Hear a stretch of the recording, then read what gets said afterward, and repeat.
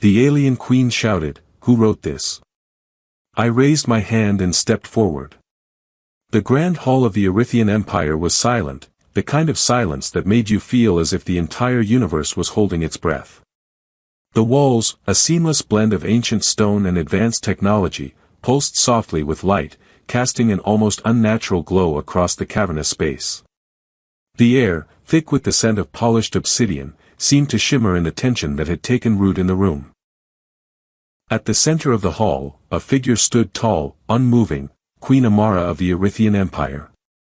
Her long, pointed ears twitched, and her crimson skin seemed to flicker under the glow of distant star maps projected onto the walls.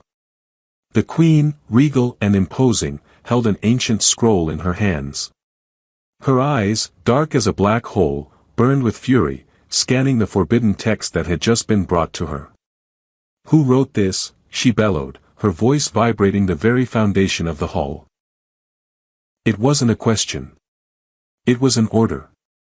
And it echoed in every corner of the vast chamber, hanging heavy in the air like the promise of a storm. Her gaze swept over the room. The ambassadors, military leaders, and scholars, those few brave enough to remain in her presence, flinched. None dared speak. They knew that whatever lay within the scroll could ignite a conflict that would sweep across the galaxy like a firestorm. The galaxy had always bent to the will of the Erythian Empire, and its queen, with her centuries of experience and wisdom, was not one to be trifled with. Amara's eyes narrowed, and she took a step forward, her voice quieter now but no less dangerous. "This text is forbidden. It speaks of our greatest weaknesses, our vulnerabilities. And yet, someone in this room, thought it would be wise to put it to paper." Still, no one spoke. The silence thickened, oppressive. And then, from the far side of the hall, Nathaniel Rook stepped forward, his black suit glinting slightly in the dim light. The human diplomat, who had somehow managed to survive in the most cutthroat corridors of galactic politics, was unshaken by the Queen's fury. "I did," Nathaniel said, his voice calm and steady, the kind of calm that could drive someone mad. The room gasped in collective shock, but Nathaniel didn't flinch. He raised his hand slightly, as though casually acknowledging the gravity of his words, but his expression betrayed nothing.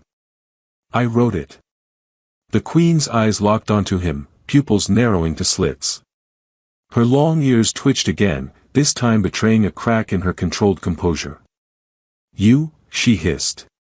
"A human? You think you can control the fate of an empire with your words?" Nathaniel smirked. "Control? No. But I can certainly make things interesting." Amara's gaze was icy, and for a moment, Nathaniel thought she might order him executed on the spot. The tension was thick enough to cut with a knife. But then, as if deciding that it would be more amusing to keep him alive, she tilted her head slightly and spoke in a low, dangerous tone. "Explain. Now." With a nonchalant shrug, Nathaniel took a step closer, the whispers of the scroll's pages filling the air between them. "You know," he said, voice light, "I always thought the Erythian Empire would be better at reading between the lines. But apparently, some things are too complicated, even for you." Amara's eyes flared with anger, but Nathaniel continued, not allowing her to interrupt. "You see, the text I wrote is more than just an account of your weaknesses. It's an exploration of the future. Of where your empire is headed. It's about what comes next, after the imperial glory fades. It's about how you and your precious empire might very well crumble unless you start thinking about what the next 1,000 years will look like. You," Amara's voice shook with barely contained rage. "You think you understand the future. You have no idea what it means to lead an empire that spans the stars." "Well, I do now," Nathaniel said, smiling slightly. "I have a direct line to the future. Funny how time works, isn't it?" He tapped his temple with a finger. "It's all about perception. You see what you want to see, but I see it all. And I wrote it down."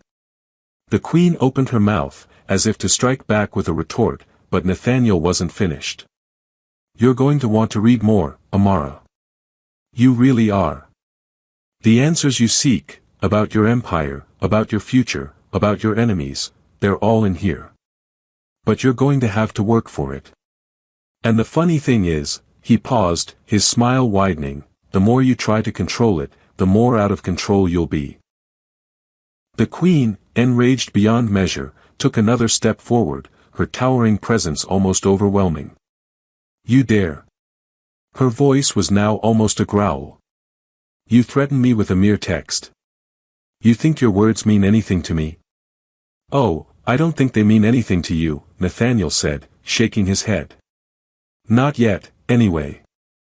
But they will. Trust me, they will. And by the time you realize what's happening, it'll be too late."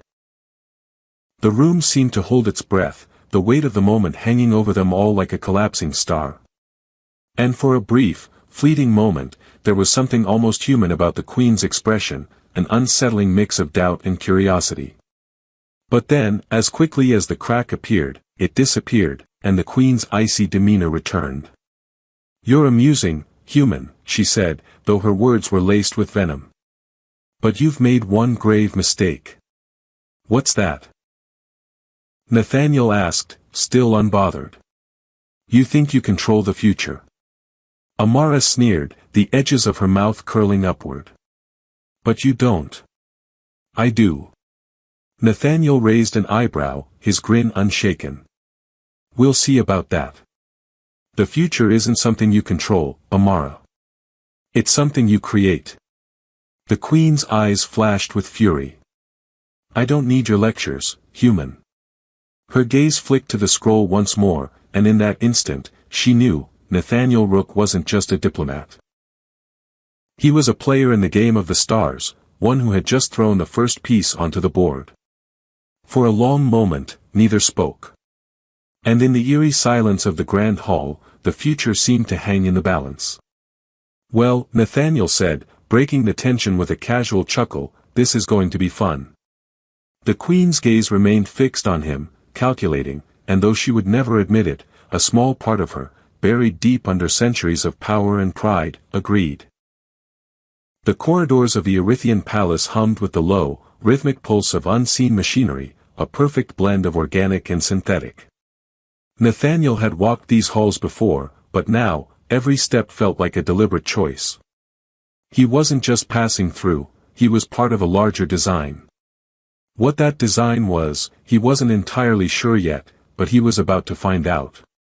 Queen Amara had ordered him to meet her in a secluded room, a place even the most trusted advisors seldom entered. The air inside was thick with the scent of incense, strange, otherworldly spices that didn't quite smell like anything Nathaniel had ever encountered before. The walls, adorned with floating hollow images of Erythian empires long fallen, flickered gently in the dim light. But the real oddity was the center of the room, a sleek, metallic chair, cradled in a strange circular pattern on the floor. As Nathaniel entered, Amara was already seated. Her long ears, the true mark of her otherworldly grace, twitched slightly as she observed him. Despite her earlier anger, there was a coolness to her now, a composure that Nathaniel recognized as dangerous. The Queen was no longer just furious, she was calculating. "You're late," Amara said without looking up, her voice low and even. Nathaniel shrugged. "I thought I'd give you time to cool off. I mean, I just handed you a galactic bombshell. If you didn't need a few minutes to process, I'd be concerned about you." Amara's gaze flicked toward him, the faintest trace of amusement passing through her eyes.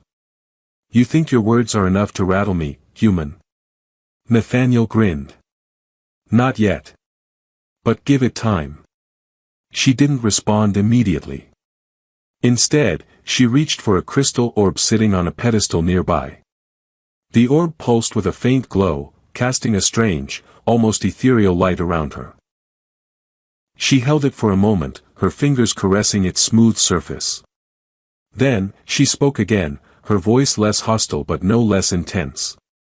"What makes you think you can control the future with a text?" she asked, her tone betraying a curious undercurrent of doubt. Nathaniel took a deep breath. I don't control the future. But I can predict it, shape it, influence it. I've studied the patterns that even your greatest minds have missed. The truth is, Amara, the galaxy is far more fragile than you think. The empire you rule is built on shifting sands. You've built walls around your power, but those walls are crumbling. Amara's eyes narrowed slightly. She set the orb down, her attention fully on him. And you expect me to trust a human with this information? To believe you can predict the future, just like that? Nathaniel chuckled, leaning casually against one of the pillars in the room. I'm not asking you to trust me, Amara. I'm asking you to look at the evidence. The future isn't some abstract concept, it's a series of probabilities. If you understand the variables, you can alter the course of events. The text I wrote? It's just a tool. A lens. And it's all you need to see the patterns unfolding in front of you. There was a long silence as Amara processed his words. Then, she nodded slowly. So what do you suggest we do? Sit around and wait for the galaxy to collapse? Hope that your patterns will guide us to victory? Not exactly, Nathaniel replied, pushing off from the pillar and moving closer to the Queen. We act. But strategically. We make moves that you can't predict. We disrupt the patterns, confuse our enemies, make them second-guess themselves. It's all about staying one step ahead. That's how you win the game. Amara's lips curled into a slight smile, but it wasn't a friendly expression. And what happens when your predictions fail? When your perfect plan falls apart? Nathaniel grinned. We adjust. The beauty of the future is that it's malleable. The more you understand about it, the more you can bend it to your will. The key is to never get too attached to a single outcome. Flexibility is everything. Flexibility, Amara echoed, tapping a long finger against her chin. You know, for a human, you're surprisingly insightful. Nathaniel bowed slightly. I've been told that before. Though I wouldn't recommend asking for a second opinion. The Queen's amusement vanished as quickly as it came, replaced by something colder, sharper.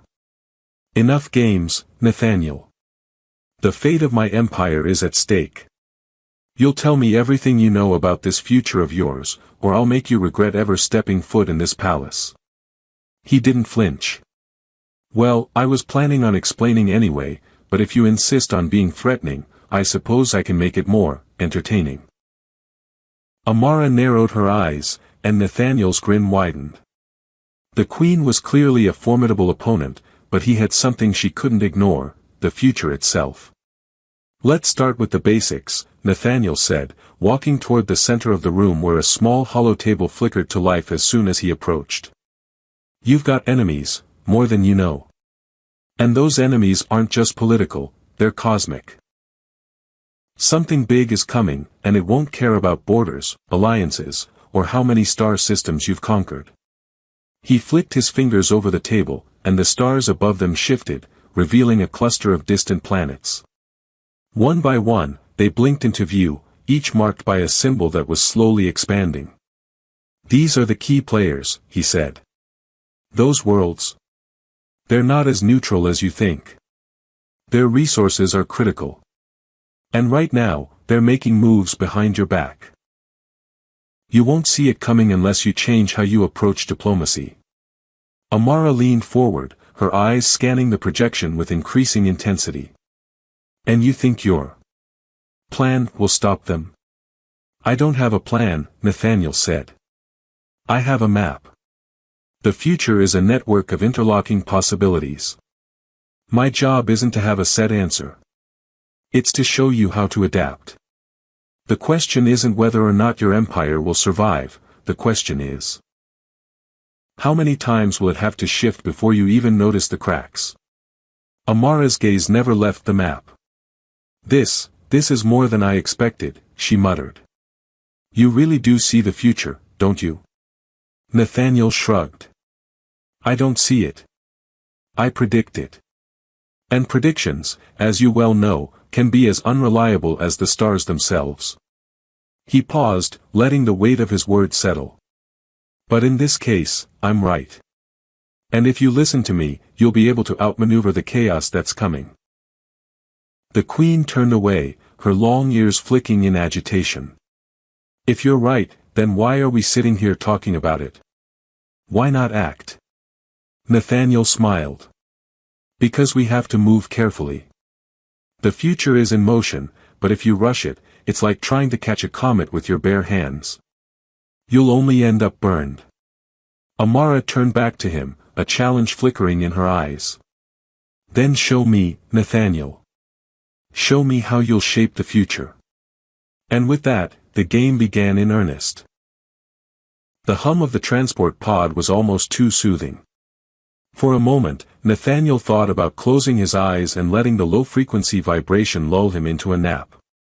But then he glanced over at Amara, who was seated across from him, arms folded, her eyes narrowed in intense concentration. It was rare for a diplomat to experience this level of direct engagement with someone as powerful as the Erythian Queen, and it certainly wasn't the time for rest. Amara didn't speak at first, which was fine by Nathaniel. Silence was often the best way to read someone. He didn't need her to say anything, he could already feel the tension rolling off her. The Queen was clearly not used to having her fate dictated by a human, especially one who wasn't even that good at following orders. The transport pod rocketed through the fabric of space, slipping through the Erythian Empire's sprawling star systems like a needle threading through cloth. The stars outside were a blur, indistinct and cold, but the pod was on a course with a distant moon, one that was home to an ancient station. A relic from the early days of galactic colonization, this place was known as the Crucible. Tell me again why we're going to that place, Amara muttered, tapping her fingers on the side of the pod. It's a junkyard. Nathaniel grinned. A junkyard? You wound me. It's an extremely valuable repository of historical knowledge. I'm sure that's what they told the last ambassador, Amara said, voice flat. I heard the place is filled with malfunctioning machines and insane sentience. That's the charm, Nathaniel said, winking at her. Who doesn't love a little danger? She shot him a look that could melt ice. Danger is for fools. True, Nathaniel agreed. But the thing is, the future doesn't care if you're a fool or not. It's coming for all of us, one way or another. You can either choose to ignore it or you can, try to get ahead of it. Amara's lips twitched. For just a fraction of a second, it looked like she was going to smile. But she caught herself, turning her attention back to the shimmering stars outside. You talk as if you know the future. But you haven't seen it, have you? Not all of it. What if your predictions are wrong? That's the fun part, Nathaniel said with a shrug. The future is a bit like a hologram. You can focus on one part of it, but as soon as you turn your head, everything shifts. You can make out some of the details, but it's always moving. My job is to figure out where it's going next. Amara didn't respond immediately. She stared at him, a strange look crossing her face. You're a fool. You think you're in control, but you're not. You can't control time, or the stars. They'll tear you apart. Nathaniel grinned again, the challenge in her words only spurring him on. I like to think of it as a partnership. The stars do their thing. I do mine. Together, we make a whole. You're deluded, Amara muttered, but this time, her voice had a hint of something else, curiosity. How can you claim to control anything? I don't claim control, Nathaniel said. I just know how to work with what's already in motion. You don't have to steer the ship if you know where the currents are going. The transport pod shuddered as it broke through the upper layers of the moon's atmosphere. Outside, the surface of the moon was a barren stretch of gray rock and craters. In the distance, the station loomed, a massive, abandoned complex floating just above the surface. Once, it had been a hub for knowledge and experimentation, but now it was little more than a memory. The Crucible was infamous for its history of bizarre accidents and unsolved mysteries. "We're here," Nathaniel said, standing as the pod began its descent toward the docking bay. Amara didn't stand. Instead, she shot him one last look of contempt, though the slightest flicker of interest still lingered in her gaze. "If this place is truly as important as you claim, I expect you to be right. If not, I'll see to it that you're the one buried in the rubble." "Fair enough," Nathaniel said, grinning again. "I like my chances." The pod touched down with a soft thud, and the hatch hissed open. Nathaniel stepped out first, his boots making a soft clink on the metallic floor as he moved into the docking bay. It was eerily silent here, the kind of silence that only comes with abandonment. The bay was filled with half-disassembled equipment and strange, unmarked crates. Amara followed, her movements deliberate, as if every step was calculated. "Well, this is cozy," she muttered, eyeing the debris scattered around them. "What kind of historical knowledge are we digging for exactly?" Nathaniel didn't answer immediately. Instead, he reached for a console embedded in the wall. After a few moments of tinkering with the interface, a series of holographic maps materialized in front of them. Nathaniel's fingers danced across the projections, pulling up data streams and navigation charts. "It's not about the past," Nathaniel said, focusing on the holograms. "It's about what was lost. The Crucible was built to store knowledge. Knowledge that, for some reason, the Empire chose to forget. Somewhere in here is a piece of the puzzle. A piece that explains why everything is starting to break down." "Break down?" Amara repeated. "I don't see anything breaking down. I see a pile of outdated technology and debris." Nathaniel waved her off. "That's the surface. The real treasure is deeper inside. Think of it like, I don't know, a galactic Easter egg hunt, except the eggs are time bombs." Amara's brow furrowed, and for a moment, Nathaniel thought she was going to lecture him again. Instead, she stood quietly beside him, scanning the holographic map with narrowed eyes. "I hate to admit it," she said after a long pause, "but you might be onto something. I don't like it, but the more I look at this, the more it feels like we're on the right track." Nathaniel smiled. "You see? I told you. It's all about seeing the bigger picture." "Don't push it, human," Amara said, but there was a hint of something in her voice that wasn't pure annoyance. "Well," Nathaniel said, adjusting his jacket, "let's go find the real fun, shall we?" Amara gave him a look, then nodded. Together, they moved deeper into the Crucible, the silence stretching between them like an old, half-forgotten secret. Nathaniel wasn't sure what they'd find, but he was willing to bet that whatever it was, it would change everything. And just maybe, they'd both survive it. The deeper Nathaniel and Amara ventured into the Crucible, the more oppressive the atmosphere became. The walls were lined with strange, incomprehensible symbols that flickered occasionally like a dying beacon. The farther they went, the more it felt like the station itself was alive, watching, waiting. Every so often, a low, metallic groan echoed through the corridors, like the ancient machinery inside was stretching and yawning in its sleep. Amara's pace quickened, her steps sharper, as though she could sense the mounting tension in the air. Nathaniel, for his part, was unfazed. He'd seen stranger things in his time. In fact, this was pretty much par for the course when you were dealing with the forgotten corners of the galaxy. "I thought you said this place had useful information," Amara muttered, her voice tight as she studied the strange hieroglyphs flashing on the walls. "It does," Nathaniel replied, his voice light. "You just have to read the subtext." "Very funny," Amara replied dryly. "I'm starting to think you're more of a troublemaker than a diplomat." "Ah, but troublemakers are so much more fun," Nathaniel shot back, smiling. "Besides, you're only saying that because you haven't seen what's hidden in the next room." Amara didn't respond to that, though he could see her curiosity flicker in her eyes. As they rounded a corner, a massive door loomed ahead. An ancient thing, its surface covered in intricate carvings. It looked like the kind of door that was either locked or really wanted to be locked, but Nathaniel had no intention of letting it remain that way. He approached it without hesitation, inspecting the panel next to it.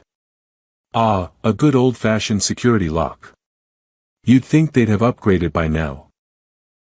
He pulled out a small tool from his belt, something that looked like a glorified screwdriver, but it did wonders for bypassing security systems, something he had learned the hard way during his less-than-stellar career as a rogue diplomat. A few quick adjustments, and the door slid open with a groan that sounded more relieved than anything. Nathaniel stepped forward, holding his hand out in a mock gesture of grandiosity. And here we are. The inner sanctum. Amara gave him a skeptical look but stepped inside. The room they entered was much larger than anything they had seen so far, its high ceiling covered in a vast mesh of glowing lines and shifting holograms. At the center of the room stood a pedestal, upon which rested a large, spherical object, its surface shimmering with faint, metallic patterns. The heart of the crucible, Nathaniel murmured, almost reverently. Heart. It looks like a giant orb of dust, Amara quipped, raising an eyebrow. You clearly lack imagination, Nathaniel replied. He moved toward the pedestal, carefully inspecting the object. It wasn't dust, he realized, it was a data core, buried deep within the ancient tech of the station. This was the piece of the puzzle they had been searching for. Do you know how to use it? Amara asked, crossing her arms. Or are we just going to stand here and gawk at it until it blows up in our faces? I was getting to that, Nathaniel said, his tone suddenly serious. He examined the core closely, noticing the familiar interface markings. This thing is old, but it's still connected to the galactic net. It stores data on civilizations long forgotten, civilizations that were wiped out not by war, but by something else. You're talking about the collapse, Amara said, her voice tense. The event that no one talks about. The one that nearly destroyed the entire galaxy. Nathaniel nodded slowly. Yes. The Great Collapse. It wasn't just a single catastrophic event. It was a series of miscalculations, failed alliances, and cosmic-level entropy. It was the universe's way of hitting the reset button. That sounds ominous, Amara muttered. And how does this little ball of ancient tech explain all that? Simple, Nathaniel said, moving his fingers over the surface of the orb. The collapse didn't just happen out of nowhere. It was triggered by a mistake. A mistake that someone powerful, tried to hide. And that's where this data core comes in. It holds the records of the events leading up to it. As he continued to examine the core, the holographic interface flickered to life, displaying a series of coordinates across multiple star systems. Nathaniel tapped a few more keys, and a stream of encrypted data began to pour out, filling the room with glowing symbols. Amara moved closer, her eyes scanning the symbols. This is real. It's a map. A map of the last failed alliance, the one that caused the collapse. Exactly, Nathaniel said. This data core contains the blueprint for what went wrong. And more importantly, it holds the key to preventing it from happening again. But you said this was all hidden, Amara said. If it's so important, why was it buried in a place like this? Because the people who were responsible didn't want anyone finding out, Nathaniel said, his voice cold. The collapse wasn't just some natural disaster. It was engineered. And it was engineered by a group of elites who saw it as the only way to reset the balance of power in the galaxy. Amara's eyes narrowed. And you think you can stop them? Nathaniel paused, his fingers hovering above the console. Not stop them. I think I can outsmart them. If we can use this information, we can predict their moves. We can stay one step ahead of them, keep them from pulling the same stunt again. For a long moment, there was silence in the room, save for the soft hum of the station's ancient machinery. Amara's eyes remained locked on the glowing map, but there was a new intensity in her gaze. You're serious, aren't you? She asked, her voice quieter now. About as serious as a collapsing empire, Nathaniel said. But listen, Amara, if we don't do something about this, if we don't act now, everything we've worked for will collapse in on itself again. I'm not just talking about your empire. I'm talking about the entire galaxy. A slow, calculating look crossed Amara's face. And you think you can stop it? With this data? With your predictions? I don't think, Nathaniel said, turning to face her. I know. But you have to be willing to trust me. Amara regarded him for a moment, her lips pressed into a thin line. Then, with a small sigh, she said, all right. We'll use your map. But if this goes south, I'm not saving you, human. Deal, Nathaniel said with a grin. Now, let's see what else this place has hidden. As he began to input more commands, the data on the screen shifted, revealing a series of coordinates that led to a distant star system. Nathaniel's heart skipped a beat as the familiar name of a faction popped up, the ones responsible for the collapse. They weren't just hidden away in the forgotten corners of history. They were still out there. And now, Nathaniel had their address. Looks like the game's just begun, he muttered, tapping a few more keys to record the coordinates. Amara's voice was low, almost pensive. Then let's make sure we're the ones who finish it. With that, the room's lights dimmed, the map pulsing brighter as the course for their next move was set. The future was now in their hands. Nathaniel stood at the edge of the observation deck, his fingers resting lightly on the transparent viewport. Beyond the glass, the vastness of the galaxy stretched out like a sea of stars, endless and cold. His gaze drifted over the pulsating lights of distant systems, wondering how many of them were caught in the same cosmic drift they had been. How long do you plan on staring at the stars? Amara's voice broke the silence, her footsteps echoing on the metal floor behind him. Nathaniel didn't turn. Just trying to figure out where we go from here. You're still thinking about that? She scoffed. We have a plan. We know what's at stake. We know what has to be done. I know, he said. But it feels like we're always one step behind. Like no matter how much we know, the universe is still out there playing tricks on us. Well, stop thinking and start doing, she said sharply, though there was a hint of something, maybe amusement, underneath the steel of her tone. You've got the information. Now it's time to use it. Nathaniel turned to face her, and despite the weight of everything that had happened, he smiled. I don't know, Amara. Sometimes I think you're the only thing keeping me from losing my mind. I was beginning to think I was the only one still trying to save the galaxy. Amara raised an eyebrow. You. Save the galaxy. Don't get ahead of yourself. I'm the one saving your behind. True, Nathaniel grinned, but you've come a long way from, I hate humans to let's save the universe together. Don't get used to it, she muttered, though the corners of her mouth twitched upward. She stepped forward, her gaze following his to the stars beyond. All right, wise guy, we've got a mission. The coordinates we found, if we can get there in time, we can stop the faction responsible for the collapse before they do any more damage. Right, Nathaniel said, his voice suddenly more focused. The last thing we need is them creating another disaster to rewrite history. One mistake was enough. But now we know how they're manipulating the strings of fate, how they control the chaos. The prophecy, Amara said, her tone colder now, all business. It's all part of their plan.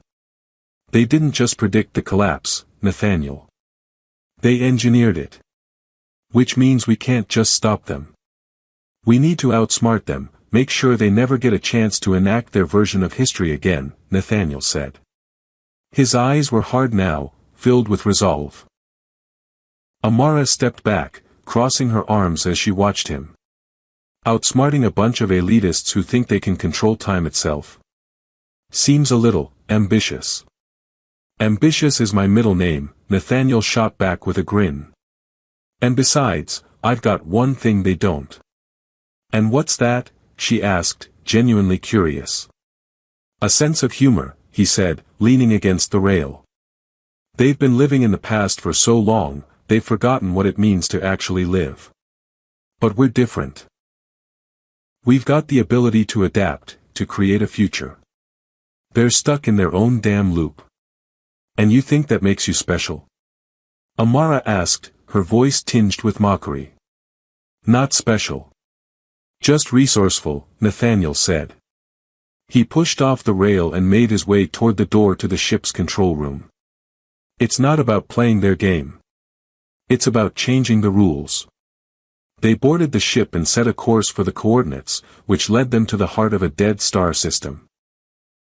The place was a graveyard of shattered planets and decaying moons, perfectly fitting for the last battle of a war that had never been fought.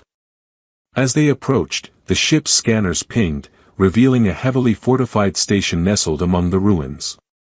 That's where they've been hiding, Nathaniel said, peering at the display.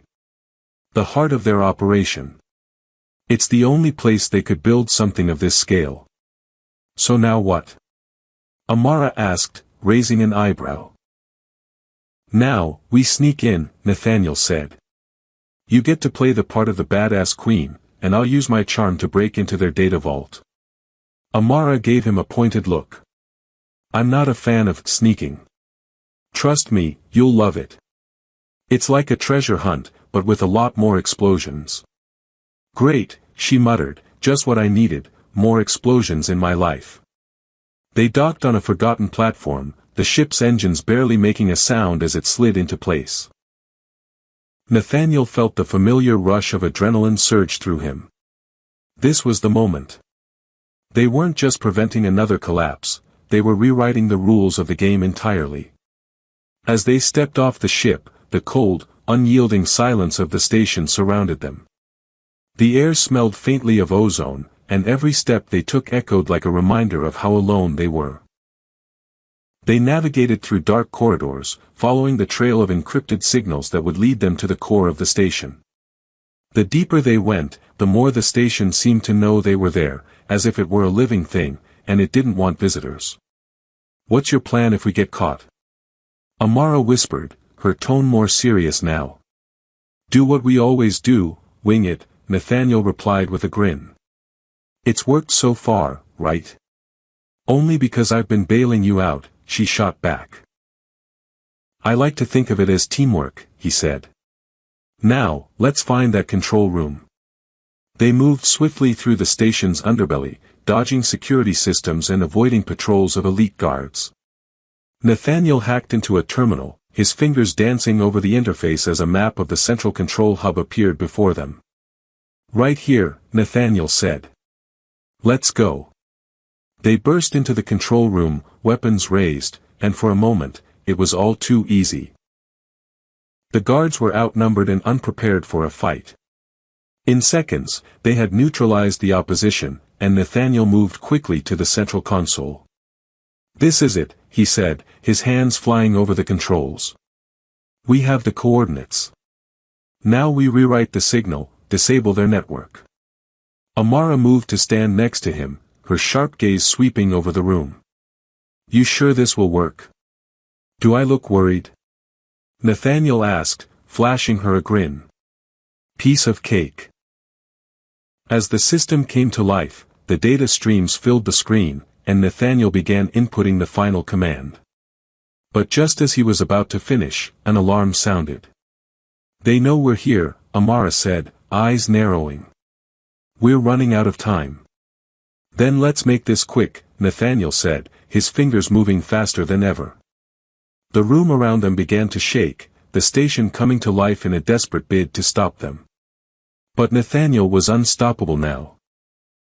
With one final keystroke, he locked out their systems and initiated the shutdown.